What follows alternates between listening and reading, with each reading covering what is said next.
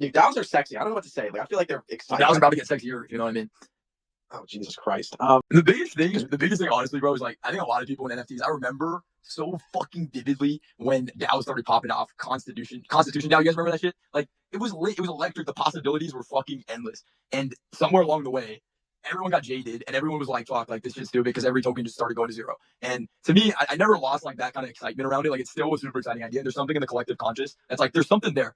I think on the team we have this term like there's a pony somewhere in there. Like there's a fucking pony somewhere in these DAOs. Like and there's probably a lot of really good examples and cool things being built. But yeah, man, it's too cool of an idea of like a bunch of people around the world working together on this thing, and there's no like one person in the middle. Like that's kind of exciting. But yeah, it's a complicated fucking idea, and everybody in the bull market that thought the answer was simple, I think is wrong. And the answer is like it's very complex job, and it's even more complex to make the output simple. But if we can do that, then I think it's going to be pretty game changing, probably for and anyone figures that out. So it's just exciting. One of the biggest misconceptions that I've kind of understood over the past 2 weeks is that governance does not mean government, right? And that has led me to kind of wondering whether or not, like, are DAOs are these like decentralized companies? Are they funding machines? Are they grant machines?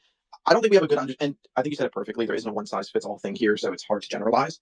But what would you say to that? I mean, governance is not government. Do you look at DAOs as more of a decentralized government, an association, or do you look at it as a decentralized corporation or company? Or are these just funding or grant machines? I mean, when you look at I think it's very simple in my mind. It's incentive alignment of people without a middleman. Like, how can you incentive? I guess around a specific goal. How can you align the incentives of large groups of people and not have a central middleman in the process, and use that energy and that force to solve a or tackle a problem? That's like how I think about it. But it's very heavily rooted in this incentive alignment thing because I think that's what actually makes it move. That's what makes it like do things. So I don't know. I do think that the systems that we have today exist for a reason, and I'm definitely not a radicalist. I was, up here talking about why socialistic DAOs are fucking stupid. I'm definitely not like a radicalist when it comes to governance, but I do think there is something interesting about like the structure of DAOs today being more like solution-seeking problems. So the problem, like for most DAOs, is there's actually like literally, if you want me to say broadly, what is a problem for 99% of DAOs is like there's just not enough shit to actually vote on. So like what ends up happening is people just come up with really dumb proposals, and then people just debate those proposals. People get bored of those fucking proposals because they're all pointless, and they just disengage and they're not interested. And so again, I think how you solve this problem broadly is by making it so that everything is not funding based, because that is it's like a square peg trying to fit into a round hole for collective decision making. And I think collective decision making is really interesting and honestly different than strictly governing a mass of people in real life and governing a democracy or a country where the main goal is honestly to protect the people in the country, so fund your military, etc. To me, I think for DAOs, they're kind of more like special purpose vehicles where they can solve specific problems, but a vast majority of the problems that people scoped out are just boring or lame. That's why probably one of the most popular DAOs was the Constitution DAO, even though it was kind of dumb.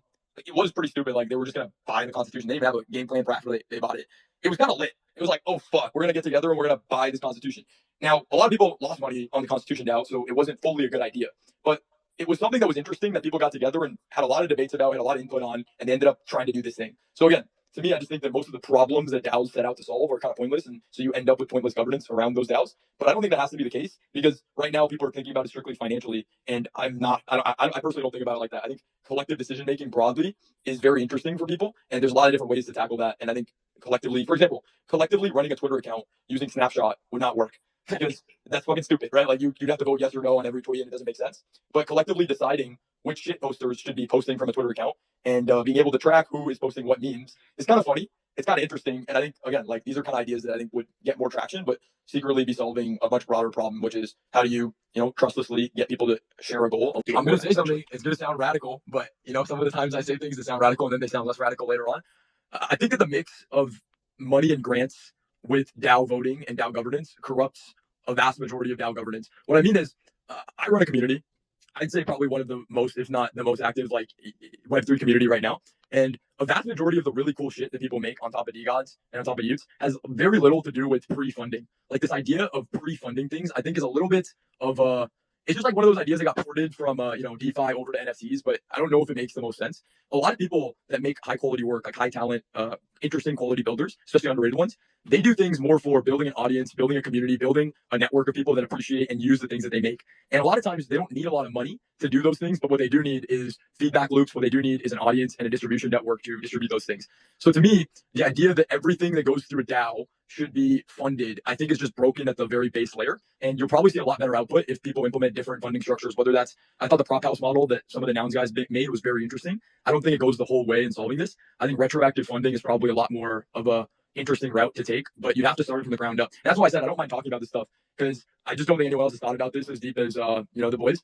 So I'm not worried. But yeah, I think the best model for a DAO for most things today is closer to retroactive funding than pre-funding, which means people do cool shit and they get rewarded way later on after they already did the cool shit. Because that's how you sort the grifters out from kind of applying and just farming salaries. Understand that, then how does retroactive? How do you incentivize people to do something? Well, people do things for free all the time.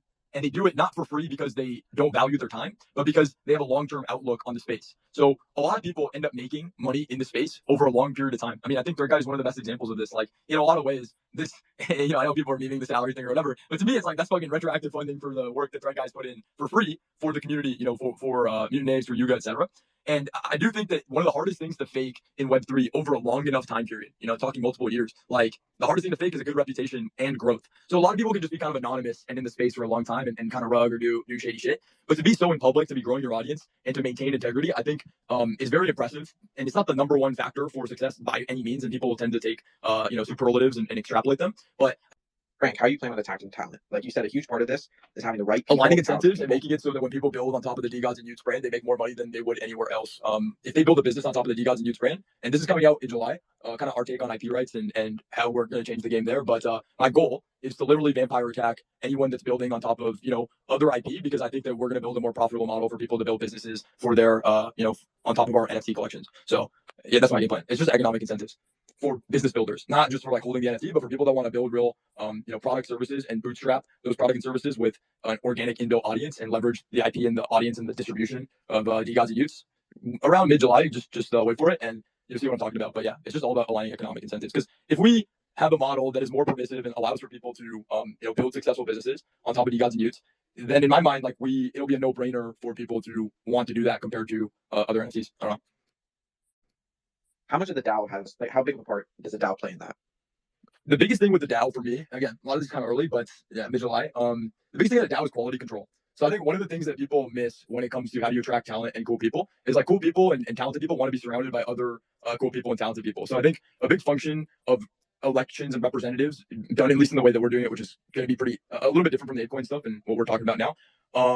Yeah, like I think a big part of that is you just want to make sure that like everything is in good hands and people want to trust and believe that the most skilled people and the most, in a meritocracy sense, and the most talented people are people that are making decisions and actually executing on things on top of whatever that DAO is trying to achieve. So high level, I think it's just building a proper meritocracy versus, for example, if you're building on top of an IP, you probably want to make money, and that's not a bad thing. It's not a bad thing to want to build a business and make money. But if you're capping and you're pretending like you don't want to make money, that's where I think shit gets really dark in this space, because it just leads to false expectations. And then when you have false expectations, then people pitch ideas that will ultimately not move the needle and not actually lead to growth for the token, for the DAO, for the community, because they think, oh, if we make a cool PSA video, this is going to grow the DAO. When everyone in the back of their mind knows, like, this is not moving the fucking needle. But somewhere along the way, people were told, like, we need to do these things for education or awareness or whatever. And it's like, I don't know. I think you have to align economic incentives for things to work. But Frank, you'd be shocked, but I agree with you. You'd be shocked because usually you and I would just like friendly debate, but you'll be shocked. I agree with you. Although I hope they're not completely like SPVs, because I've now run 3, and not that I wouldn't run another 3, because I'm sure I will, but they're nightmares to deal with, and I know Trevor knows because he's in the fun space. So hopefully they're not totally like SPVs. I do like the idea of one, if you say that, it means that you are you're not a lawyer, right? I'm not going to try to make this a whole lawyer space, but you're basically saying then that they are funding vehicles which are different than grants and foundations to a degree, which means they have a totally different classification, and then you get into all the legal bullshit that you have to go through. But the idea itself, it's correct, it's very good. In fact, you can do this now on AngelList. You can also do this on a couple of other things. It's just not as fun because they become very legally, and so it takes the fun out of it. So it's like, how do you add fun to investing? So that would be my first point. The second point, there's another successful, by the way, Frank, this is what I would say, solve that software. How do you make investing super fun? That would be something that I think DeGods could probably do really well. Build a software that makes investing super cool. I'll start that. So there's another Make the DAO number go up. That's the most fun anyone can have anyway. well, So yes, but it's also about the experience of like investing. I think people invest in things and don't feel like they're involved. I find this especially with SPVs because like I'll do them and then they just wait for me to write a report. Like they don't want to be involved. They don't want to talk about it. They don't want to have. They just like we believe in what you're doing. You produced a report. We'll talk to you in 6 months and then send us the next report. And it's not very like it's not like a fun club. It's very much like just a vehicle that people rely on. But that's why I said figure out a software where you can do that. That actually would be pretty investable. But there's a DAO that's done this really well. Constitution DAO failed mainly because Ken Griffin hates people, and Ken Griffin is a very powerful hedge fund person, and he at the last minute took that that deal just because he felt like it, I think. But a successful DAO so far than Link's DAO, which is really cool. They collectively bought a golf course, and they're trying to build it into a collective business where they take fees on the golf course in order to manage it as a DAO. And I think that's the coolest DAO, other than ApeCoin, right? I gotta be biased, but in terms of like specific entity DAO, like a specific goal in mind, Link's DAO is pretty fucking cool. You should read into it if you haven't seen it. overall, my take on the solution looks a lot more like a representative style of government. And what I mean by that is like elected representatives, and there's this concept of liquid democracy, where the token holders are able to very quickly delegate their votes. Now you might be saying, Frank, well that exists already today. Like people can do delegated voting, but I think that the core problem comes all the way full circle back to the things that they're voting on and the UI and the UX of these proposal websites, whether that's Snapshot, Discourse, etc., are just not designed from the core base to lead to good output. Like they just don't lead to good suggestions, especially not for an NFT community, especially not for broadly most of the crypto today. It might make sense for something like MakerDAO. It might make sense for something where code execution is the only point of the DAO because that's where the idea started. But I don't think that's where it's going. I don't think that fits everything that people are doing. So to get a rough sense, I think a better version of DAO governance looks closer to TikTok or Tinder than it does to Discourse or Snapshot. So that's where my head is at, and that's how we're planning to tackle this in kind of like our secretive way. But yeah, I just think if you can't get everyone to read everything that's going through the DAO and put low quality but just constant input, you're never going to get max participation. And if you don't get max participation, then we're back to square one, which is exactly the problem that you're describing, Leap. Sorry if I was rambling there, but I when you're funding, I think I don't mind for some of the projects to be retro payments. Like Twitter is going to be doing it, right? They have a fund, creators fund, and they're just going to watch if you're creating and then hand you the money. And then there's Epic. Epic is doing it as well. Whoever makes like the top games in Fortnite, the mini games in which you can edit with code, then they're going to reward them. But the reason why people are going to do that is because there is a massive opportunity. Whatever you make there is going to be seen and you can monetize in different ways. But when it comes to say like ApeDAO, I definitely would not make a game or like commit my life to working for free and then hope for a handout later. Almost no matter what the amount was, it'd just be crazy unless I was like really young. And in my experience building teams, like I tried it all different ways. I've tried startups without paying people, with a group of friends. I've tried it with paying. And the paid people that had metrics and OKRs were the ones that outperformed everybody just by like flat out 10x every single time. But I had to get very good at OKRs and I had to get very good at KPIs, like tracking people and like making milestones to pay them. And it had to be really good bonuses, meaning like, hey, double your salary if we can do XYZ, right? Or more, like sometimes like 10x. That was the best performing teams I've ever had. And when I've had teams that they were really close friends and, we thought we could make a startup, it was always have one person backstab the team or just quit like right in the middle of a sprint. And yeah, it's just like Web3. You get rugged left and right. It's because you're not bound to like something. You're not bound to like a wage that you really need with a big bonus, attached. So I think a bit of both could work. I think you could have retro payments where there's actually an audience. So let's say when the game launches, when you guys get the game launches, they could do retro payments. People could make content for it and they'll just be like, hey, whoever's the top 10 content makers or mini game makers will pay you. And then you're gonna see a lot of people sign up for it and that's cool. Which I wish like Blizzard did. So I don't know if everyone's aware here is like League of Legends and all those games are based off of a Warcraft 3 mod, which those guys never got paid. And in fact, I think they got scammed later and their stuff stolen. But like Dota was ripped off as well. Not just League of Legends from the, I guess they were kids who made the mods, right? It could have been better if Blizzard would be paying those people, but you have to have a game versus an audience first. For these delegated votes, like the commoner, like me, I don't know anything about gaming. How would I know who's actually spitting facts? Like, how would I know to basically separate truth from lies from two candidates who are speaking if I myself am not an expert on what I'm delegating my votes to? That's like one issue that I see with it. And another issue is the scaling issue. Because as there's more topics that the DAO would basically cover, the more representatives you need on each topic. So eventually, if the DAO is successful and is going to be covering a bunch of different industries and a bunch of different topics, then there's going to be way too many individuals who are representing specific topics. So I see that there's a scaling issue there. I do think that it's a step up in the current DAO structure, but I was just wondering if, like, maybe Frank, if you everything you just described is more a user interface and user experience or UX problem, more so than it is a human nature problem. Because again, like, can you organize people in large groups, yes. Like, I mean, I was just like, it's funny on my side time, maybe not totally related to you guys and use, but I do really enjoy like ChatGPT and Midjourney and like following all the things in AI. I mean, they have these massive discords, and they've coordinated human beings in a very fascinating way that leads to a lot of data input and a lot of learnings for what they're building, but with very low input and creative input from every individual. Like Midjourney, for example, in a specific way, is people making image prompts to make AI generated images. Now they're also training their data on these AI generated images. And then if you want to talk about real scale, it's like thinking about if you've heard of what a mechanical Turk is, like there's these concepts like that get pretty large scale where you can have a lot of low latency input from a lot of people and use that to power kind of collective intelligence. That was the term I was looking for earlier, collective intelligence. But yeah, I think that's like a very, very large scale version of what you're describing.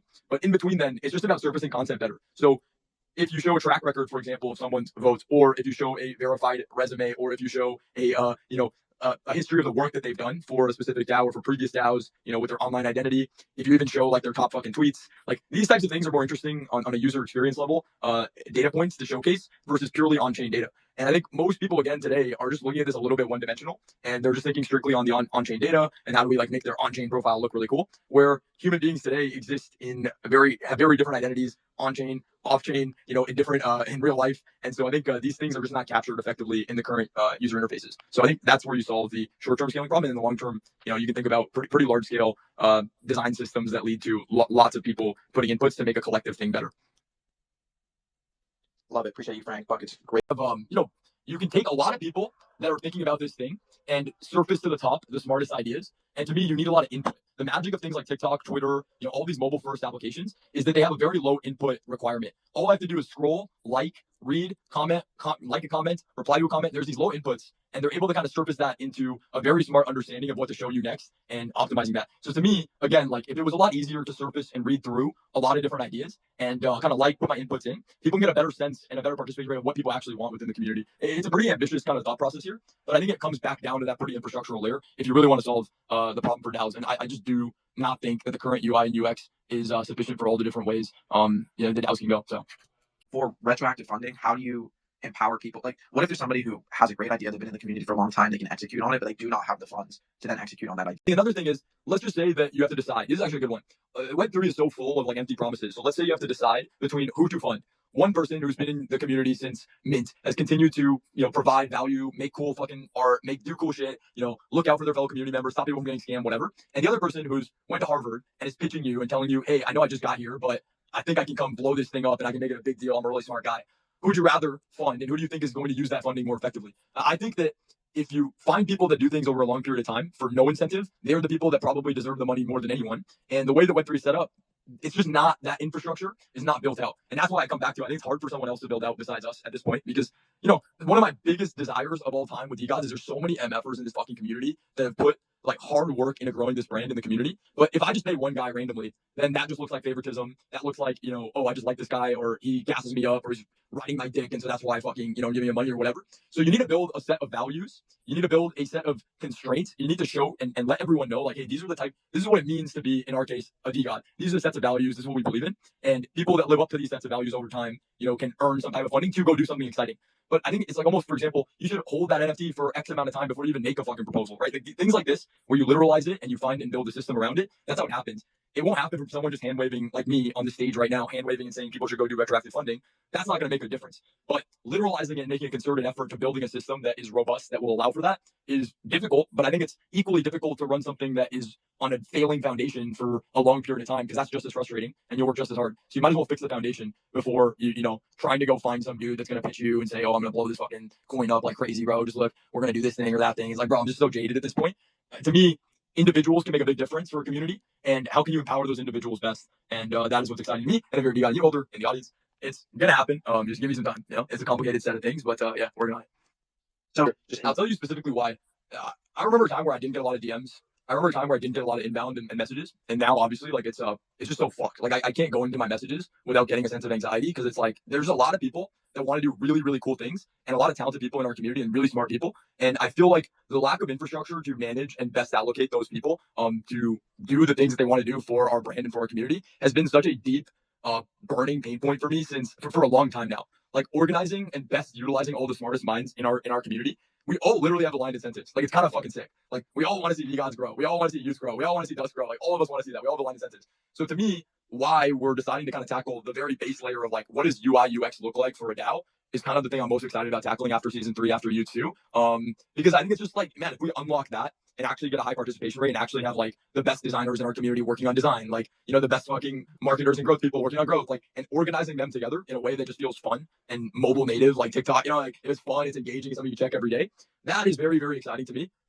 And probably game changing, broadly. So again, early days, it would make no sense for us to launch something like this because nobody gave a fuck about us. But obviously, we're growing right now. I think we're gonna make some pretty big moves here with season 3 and U2. So yeah, I think we're in a spot where we can kind of start to redefine a lot of the stuff that it just doesn't pass the common sense check. Like it's been two years around for like NFTs now. It's been like about closer to 3, and it's been about like 2 years of NFT DAO type things. And I think that there's been a lot of these bull market narratives that just need to get questioned and rethought through from first principles. So maybe I'm saying too much, but excited.